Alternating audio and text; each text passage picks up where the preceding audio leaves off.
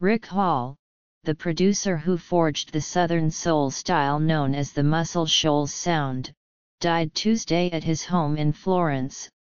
He was 85 and had been in declining health, said Sherman Smith, the publisher of Mr. Hall's 2015 memoir, The Man from Muscle Shoals, My Journey from Shame to Fame. Mr. Hall turned small-town Alabama into a crucible of soul, country, pop, and rock after he founded Fame Studios in 1959 in Florence.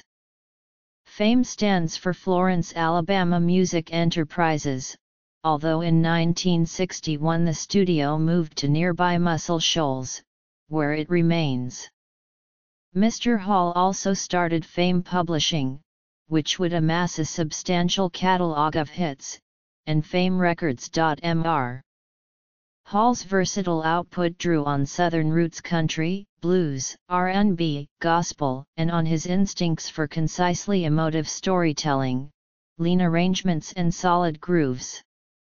He was a proud taskmaster in the studio. For every hit I have ever produced, I have given 3 pints of blood and 1 pint of sweat, Mr. Hall wrote in his memoir. In the segregated Alabama of the 1960s, black and white performers collaborated at Fame, as they did at another fortress of Southern soul, Stax in Memphis. It was a dangerous time, but the studio was a safe haven where blacks and whites could work together in musical harmony, Mr. Hall wrote. Mr.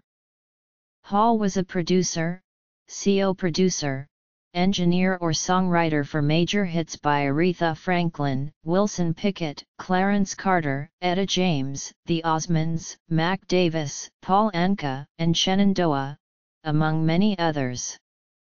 His preferred recording method was to gather trusted musicians and seize the best ideas from studio jams.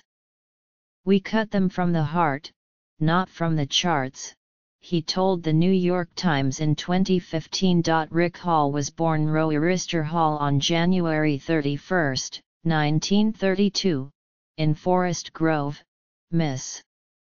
He grew up in rural poverty in northern Alabama, raised by his father, a sawmill worker and sharecropper. He was 6 when his father gave him a mandolin, and he would go on to learn fiddle, guitar, and bass. By the mid-1950s, he was in a band, the Country Pals, with a daily radio show on WERH in Hamilton, Ala. Billy Sherrill, who was in another local band, began writing songs with him. Mr. Sherrill would become one of country music's most important producers. In 1959, Mr. Hall, Mr. Sherrill and a third partner, Tom Stafford, started Fame as a demo recording studio and music publisher. Mr. Hall and Mr. Sherrill also formed a rock and roll band, the Fairlanes, that added Dan Penn as lead singer. He would become a Southern soul mainstay as a songwriter and producer. The initial Fame partnership fractured, and Mr. Hall restarted Fame Studios across the Tennessee River in Muscle Shoals. He wrote songs that were recorded by country singers including Roy Orbison, Brenda Lee, and George Jones.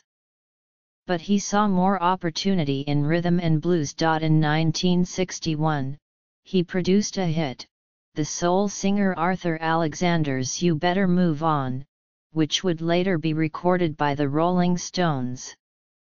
That song financed the studio where Fame is still located, built in 1962 at 603 East Avalon Avenue in Muscle Shoals. Another soul hit in 1964, Jimmy Hughes's Steal Away, established Fame as a record label. The producer Jerry Wexler of Atlantic Records brought Wilson Pickett to Fame for sessions that yielded 5 singles: Land of a Thousand Dances, Mustang Sally, Funky Broadway, Hey Jude and Hey Joe. The idea of recording Hey Jude came from the studio's lead guitarist, Dwayne Allman. Mr. Wexler returned to the studios with Aretha Franklin, who recorded 2 career-defining songs there in a day, I never loved a man the way I love you, and do right woman, do right man. But that day ended in a fist fight between Mr. Hall and Ms. Franklin's husband and manager at the time, Ted White. Ms. Franklin never returned to Fame Studios. Muscle Shoals musicians, without Mr. Hall, recorded Respect with her in New York City. Still, Fame's soul hits continued, among them Etta James's Tell Mama and I'd Rather Go Blind and Clarence Carter's Slip Away and Patches.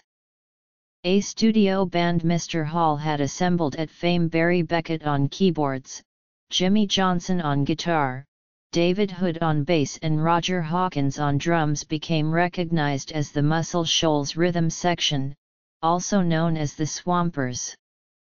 In 1969, in partnership with Mr. Wexler, they founded the rival Muscle Shoals Sound Studio in Sheffield, Allah, and went on to record with the staple singers, Paul Simon, Bob Seger, Traffic, Bob Dylan and many others.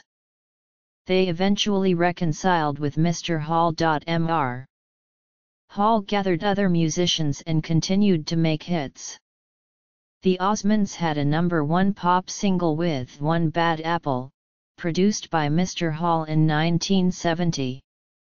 Mr. Hall was nominated for a Grammy Award for Producer of the Year in 1970, and Billboard magazine named him Producer of the Year in 1971. Mr. Hall largely turned toward country and pop with hits including Bobby Gentry's 1970 Fancy, Mac Davis's Baby, Don't Get Hooked on Me and Paul Anka's 1974 duet with Odia Coates, You're Having My Baby.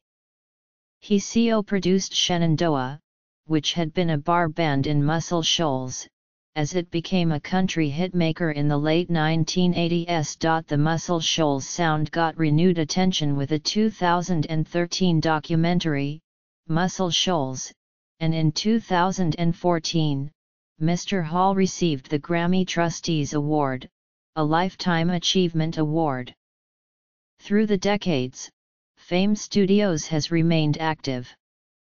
Greg Allman worked there on Southern Blood, his final album, in 2016. Mr. Hall is survived by his wife, Linda K. Hall, his sons Rick Jr., Mark, and Rodney Hall, his brothers Larry and Jerry Hall, his sister, Betty Bedford, and 5 grandchildren.